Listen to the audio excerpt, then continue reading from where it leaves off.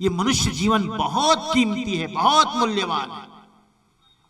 इसे हम कीमती भी नहीं कहते, इसे बहुमूल्य कहा जाता है। कीमत तो वस्तुओं की होती है, जिसके बदले कुछ दे करके ले सको उसकी कीमत होती है। ये तो बहुमूल्य है, इसे जानने और समझने की जरूरत है।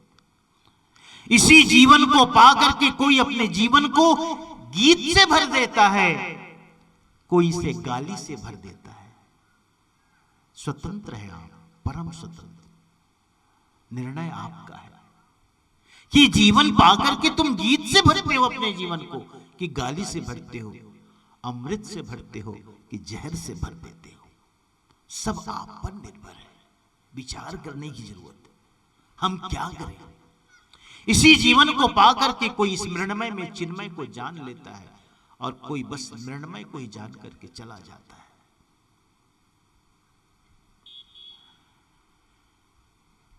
इसी जीवन को पाकर के कोई राम बन जाता है, कोई रावण हो जाता है। याद रखना, शैतान या राक्षस कोई योनि विशेष नहीं है, तुम ही हो। न स्वर्ग नरक है बाहर, न देव और दानव है। यही मनुष्य देव बनता है, यही मनुष्य दानव हो जाता है। यही इसी जीवन में स्वर्ग है और इसी जीवन में नरक है।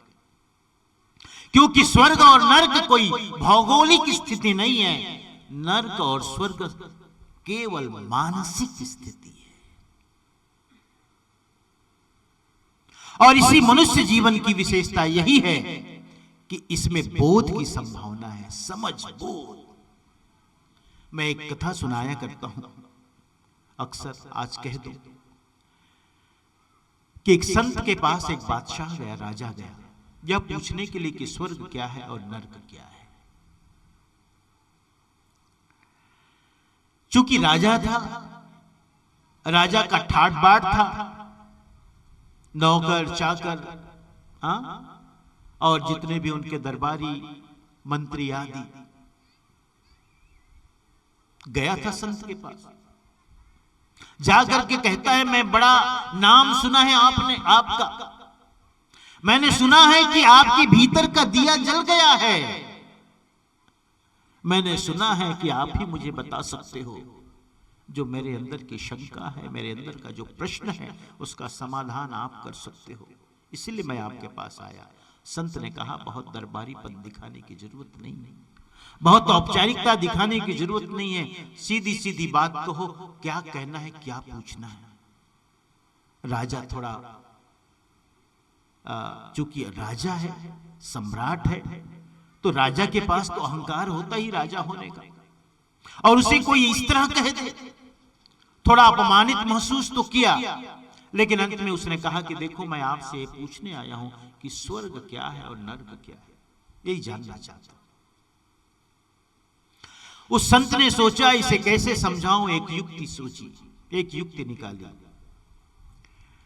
अपने शिष्यों की तरफ मुखातिब होकर के कहा, देखो, ये जो आगंतुक है, जो ये सज्जन है, अपने आप को राजा कहता है, बादशाह कहता है, सम्राट कहता है। अरे कोई राजसी वस्त्र धारण कर लेने से, पहन लेने से कोई राजा हो जाता? कोई तलवार खींच ले अपने कमर में तो राजा हो जाता? 4 लोगों के साथ तुम आ जाओ तो राजा हो गए? देखो भला ये राजा होने लोग योग्य है? फिर राजा से भी पूछ देता है, कभी अपनी सूरत आईने में देखी आपने? जो खुद को राजा कहते हो, बहुत तरह से उकसाया, चिढ़ाया, क्रोधित किया। राजा को बर्दाश्त न हुआ, उसने झट से तलवार निकाल ली हाथ में, और गले में, संत के गले में उस तलवार को लगाते हुए कहता है, मैं यहां स्वर्ग क्या है और नरक क्या है यह जानने के लिए आया, अपमान कराने नहीं। बहुत देर से देख रहा हूं तुम मेरा अपमान किए जा रहे हो। अभी एक ही वार से तुम्हारा सिर धड़ से अलग हो सकता है, एक ही वार से। संत ने सोचा, जो युक्ति मैंने सोची थी, संत ने समझाने की जो युक्ति मैंने सोची थी, ये तो सच साबित हुई। और तत्काल ही उसने कहा, राजन तुम पूछते थे ना कि नर्क क्या है, यही नर्क है, यही नर्क है। तुम्हारे अंदर एक क्रोध का आवेश आया और उस क्रोध के आवेश में तुमने मेरा सिर, मेरी गर्दन उतारने को तत्पर हुए हो। ये क्रोध यही नर्क है, और कहां नर्क खोजने जाते हो। राजा को जब यह बात ज्ञात होती है तो अपने किए पर पछतावा होता है उसे। अरे मैंने क्या कर दिया, अपनी भूल अपनी गलती का एहसास होता है। झट से उसने तलवार म्यान में संत से क्षमा मांगने लगा। गलती हो गई, क्षमा चाहिए। मुझे पता न था कि आपके बताने का यह ढंग है कि आप मुझे नर्क के बारे में बताना चाहते थे। मैंने भूलवश अज्ञानवश गलती कर डाली और इतना मेरे अंदर क्रोध आ गया कि मैंने तलवार निकाल ली। मुझे क्षमा करें प्रभु। जब क्षमा के भाव में आया तो संत ने फिर तुरंत ही कहा, राजन तुम पूछते थे ना स्वर्ग क्या है, यही स्वर्ग है, यही स्वर्ग है। एक क्षण पहले तुम नरक में जीते थे, एक क्षण पहले, एक क्षण बाद तुम स्वर्ग में जीने लगे। यह छोटा सा प्रसंग सुनाने का मतलब यही था मेरा कि यह जो बोध है सिर्फ मनुष्य को प्राप्त है।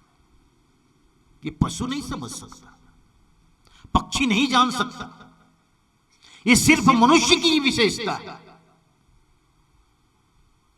उसमें ये जो परिवर्तन आया, यह जो बोध आया, यह जो ज्ञान आया, सिर्फ मनुष्य की विशेषता है और कोई दूसरा नहीं कर सकता। इसीलिए मनुष्य जीवन की इतनी बड़ी गरिमा है, इतनी बड़ी महिमा।